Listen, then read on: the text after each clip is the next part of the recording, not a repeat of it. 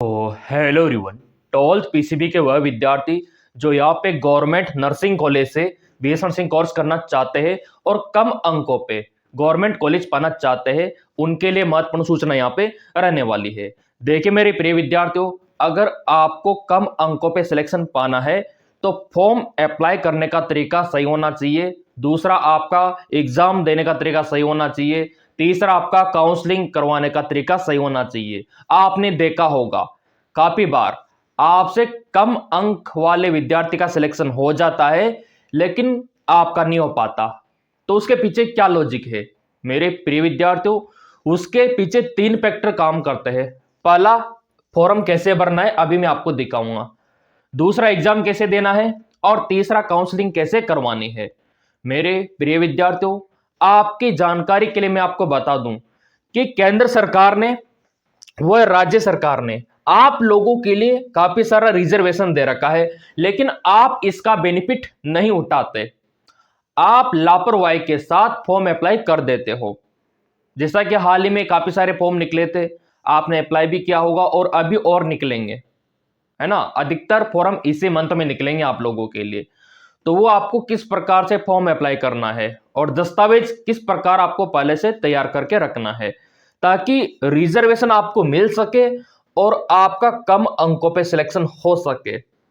आप फॉर्म भरते समय कुछ डॉक्यूमेंट्स अपलोड नहीं करते हो, इस वजह से आपका बाद में दिक्कत होता है और यहां पे अच्छे खासे अंक आने के बावजूद भी आप रह जाते हो। तो मेरे प्रिय विद्यार्थियों, यहां पे आप देख सकते हो, अगर आप एससी कैटेगरी में आते हो तो आपके लिए 15% का रिजर्वेशन है। अगर आप एसटी कैटेगरी में आते हो तो आपके लिए 7.5% का रिजर्वेशन है और पीडब्ल्यूबीडी वालों के लिए 5% का। और यहां पे आप देख सकते हो ओबीसी वालों के लिए 27% का और ईडब्ल्यूएस वालों के लिए 10% का। लेकिन ये आपको कब मिलेगा ये रिजर्वेशन? चाहे वो कोई सा भी आप फॉर्म अप्लाई करो, एम्स का हो उसमें भी सेम कंडीशन है, बीएचयू का हो उसमें भी सेम कंडीशन है, आपका एमएनएस हो उसमें भी सेम कंडीशन है, या फिर आपके आरयूएचएस का हो, अटल बिहारी का हो, आपके मध्य प्रदेश का हो, पंजाब झारखंड का हो, कहीं का भी हो, रिजर्वेशन आपको मिलता है। तो आपसे गुजारिश है कि आपका कास्ट का सर्टिफिकेट, आपका जाति प्रमाण पत्र आप रिन्यू करवा के रखो। पुराना नहीं चलेगा। अगर आप पुराना लगाओगे तो ये रिजर्वेशन आपको नहीं मिलेगा, है ना। अगर बना हुआ नहीं है तो आपको बनवाना होगा। जी हाँ, बिल्कुल आपने सही सुना। जिनका जाति प्रमाण पत्र नहीं बना हुआ है ना, तो बनवाना होगा ताकि ये बेनिफिट आपको मिल सके। अब यहां पे आप बोलेंगे सर हमारा कास्ट का सर्टिफिकेट नहीं है, तो क्या हम फॉर्म नहीं भर पाएंगे? फॉर्म तो भर सकते हो, फॉर्म भरने से कोई नहीं रोक सकता, लेकिन फिर ये रिजर्वेशन आपको नहीं मिलेगा और आपको अधिक अंकों की आवश्यकता होगी गवर्नमेंट कॉलेज में जाने के लिए। तो मैं तो यही कहूंगा कि आपका कास्ट का सर्टिफिकेट बनवा के रखो, अपडेट करके रखो, रिन्यू करके रखो, क्योंकि फॉर्म अप्लाई करते समय वो आपको लगाना है और वही प्रूफ होगा कि हम इस कैटेगरी से बिलोंग करते हैं और गवर्नमेंट आपको आरक्षण दे, है ना। अब ये काम तो आप कर लोगे ताकि ये बेनिफिट आपको मिल सके फॉर्म भरते समय।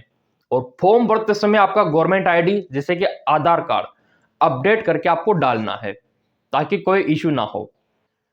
जो विद्यार्थी विकलांग है तो विकलांगता का जो वैलिड सर्टिफिकेट है वो अपलोड करे, है ना। और ईडब्ल्यूएस वाले ईडब्ल्यूएस का, ताकि इतना छूट आपको मिल सके। ये हर जगह मिलता है, कोई सा भी स्टेट हो, कोई सा भी कॉलेज हो, है ना, हर जगह मिलता है। अब दूसरा, विद्यार्थी एग्जाम देते समय क्या गलतियां करता है, आपकी जानकारी के लिए मैं आपको बता दूं।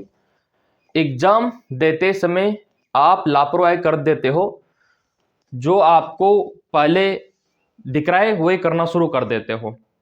मान लो आपका फिजिक्स में पहला क्वेश्चन आपको दिख गया, वहीं से आप लग जाते हो। ऐसा नहीं करना होता, इसमें सीक्वेंस वाइज चलना होता है। मेरे प्रिय विद्यार्थियों, आपकी जानकारी के लिए मैं आपको बता दूं, यहाँ पे इसमें क्या है, अलग अलग क्राइटेरिया रहता है ना। जैसे मान लो यहाँ पे आप देख सकते हो, आपको करना क्या है, सबसे पहले आपको बायोलॉजी करना है।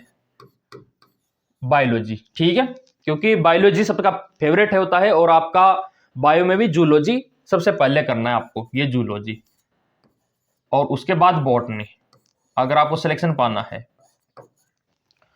विद्यार्थी सबसे पहले फिजिक्स को करने लगते हैं और फिजिक्स होता है टफ, और उसके चक्कर में बायो छूट जाता है। तो सबसे पहले बायो को करो ना आप, बायो में भी जूलॉजी को पकड़ो, सीधे सीधे क्वेश्चन रहते हैं, फिर बॉटनी को पकड़ो, फिर यहाँ पे केमिस्ट्री का करो आप, केमिस्ट्री का, और केमिस्ट्री में भी आपको पता है ना ऑर्गेनिक इनऑर्गेनिक, ठीक है, ऑर्गेनिक इनऑर्गेनिक, यह आपके लिए बहुत ज्यादा इंपॉर्टेंट है, बहुत ज्यादा, ये भी आप देख सकते हो। इसके बाद आता है आपका फिजिक्स, ठीक है, इसके बाद आता है आपका फिजिक्स, फिर जाके आप फिजिक्स करो, और फिजिक्स में भी किस प्रकार के क्वेश्चन, जो न्यूमेरिकल होते हैं उनको मत करो, जहां पे थ्योरेटिकल होता है और 4 ऑप्शन होते हैं, जहां पे ज्यादा कोई फॉर्मूला लगाने की आवश्यकता ही नहीं है, उस टाइप के क्वेश्चन करो, और लास्ट में जाके करो आप न्यूमेरिकल, जहां पे मैथमेटिकल आपको करना होता है। वो छूट भी जाए तो गम नहीं, क्योंकि आपका सारा काम तो इधर ही हो गया ऊपर ही, आपका बायो में, केमिस्ट्री में, है ना, इनमें अच्छा हो गया, तो इनको ज्यादा करने की आवश्यकता नहीं है, इनमें थोड़े बहुत कर भी लोगे तो भी आपका सिलेक्शन हो जाएगा कम अंकों पे। तो ये एग्जाम देने का तरीका होता है, पहला फॉर्म भरने का बता दिया मैंने, दूसरा एग्जाम देने का, तीसरा आप काउंसलिंग कैसे करवानी होती है। काउंसलिंग आपके लिए बहुत ज्यादा इंपॉर्टेंट है मेरे प्रिय विद्यार्थियों। काउंसलिंग अगर आप सही से करवाओगे तो यहाँ पे सिलेक्शन होने से कोई नहीं रोक सकता। काउंसलिंग आपका सही होना चाहिए, और काउंसलिंग में गलतियां करते विद्यार्थी, लापरवाही करते काउंसलिंग में, है ना, काउंसलिंग में गलतियां करते हैं। क्या गलतियां करते काउंसलिंग में? प्रॉपर दस्तावेज अपलोड नहीं करते। आपको प्रस्तुत करना होता है वहां पे आपका प्रॉपर दस्तावेज, और आप सीक्वेंस वाइज कॉलेज नहीं भरते, जहां पे ज्यादा सीट है उनको पहले भरना होता है ताकि आपको कॉलेज कम अंकों पे मिले, है ना, जहां पे कंपटीशन कम हो उनको पहले भरना होता है। लेकिन आप करते क्या हो, आपको जो भी दिख रहा होता है उनको भरते जाते हो, और फिर बोलते हो सर हमारा तो सिलेक्शन ही नहीं हुआ, बच्चों का हो गया, दूसरे बच्चों का। तो थोड़ा सा ये ध्यान आपको रखना होगा मेरे प्रिय विद्यार्थियों। फॉर्म भरने से लेके काउंसलिंग तक अगर आप अलर्ट रह लोगे तो सिलेक्शन होने से दुनिया की कोई भी ताकत नहीं रोक सकती, है ना। तो अभी बहुत सारे फॉर्म आएंगे ना, तो उनमें आपको अच्छे से प्रॉपर दस्तावेज जो मैंने आपको बताया, और काउंसलिंग में वही आपको फिलअप करना होता है जहां पे सीटें ज्यादा है, जहां पे चांस ज्यादा है आप लोगों के, तो वो पहले बनना होता है, पहले गवर्नमेंट, फिर सेमी गवर्नमेंट, फिर प्राइवेट। विद्यार्थी क्या है, पहले सेमी गवर्नमेंट भर देते हैं, प्राइवेट भर देते हैं, तो वहां पे क्या है, आपका एल्गोरिदम काम करता है, सॉफ्टवेयर काम करता है, और फिर वो सॉफ्टवेयर आपको वही कॉलेज दे देता है, आपके गवर्नमेंट रह जाते हैं, तो वो वाली दिक्कत है। तो काउंसलिंग आपका सही तरीके से होना चाहिए, और काउंसलिंग के लिए तो आपको पता है मैं आपका हेल्प करता हूं बहुत ज्यादा, सब्सक्राइब कर रखा है उनको सब पता है, ठीक है, और तैयारी आपकी सही से होना चाहिए। अभी आपको पता है कि आपके एप्लीकेशन फॉर्म भी आने वाले इस मंथ में आपको देखने को मिलेंगे काफी सारे फॉर्म, और दस्तावेज आपके पास 10वीं का मार्कशीट, 12वीं का मार्कशीट, और आपका जाति मूल, और आपका गवर्नमेंट आईडी, ये प्रॉपर होना चाहिए। और जो विकलांग है उनके पास विकलांगता का, और जो EWS में आते हैं उनका सर्टिफिकेट होना चाहिए। ये दस्तावेज प्रूफ करेंगे कि हाँ आप इस कैटेगरी में आते हो। और काउंसलिंग के समय आपको बहुत ही ज्यादा अलर्ट रहना होता है, बहुत ही डेंजर प्रोसीजर होता है ये काउंसलिंग। तो मेरे प्रिय विद्यार्थियों, मैं तो यही कहूंगा, आपके लिए नया बैच भी स्टार्ट करवा रखा है, अगर आपको तैयारी करनी है तो आप तैयारी भी कर सकते हो मेरे प्रिय विद्यार्थियों। थोड़ा सा हिंट मैं आपको दे देता हूं, फिर रिवाइज कर दूंगा कि करना क्या है आप लोगों को। हाँ, ये रिजर्वेशन मैंने आपको बता दिया हर एक कैटेगरी के लिए, ये वाला आ गया समझ में। सेंट्रल का हो स्टेट का हो चलेगा, कोई दिक्कत नहीं। काफी सारे प्रिय विद्यार्थी बोलते हैं सर हम कास्ट का सर्टिफिकेट सेंट्रल का बनवाए या स्टेट का बनवाए। तो देखो मेरे प्रिय विद्यार्थियों, अगर आप स्टेट का बनवाते हो तो आपके राज्य में ही काम करेगा, वो बाहर करेगा ही नहीं। मतलब आपके राज्य में किसी भी नर्सिंग कॉलेज में आप दाखिला ले लो, वहां पे रिजर्वेशन काम करेगा। लेकिन आउट ऑफ स्टेट चले गए तो वहां पे काम नहीं करेगा, वहां पे काम करेगा सेंट्रल का।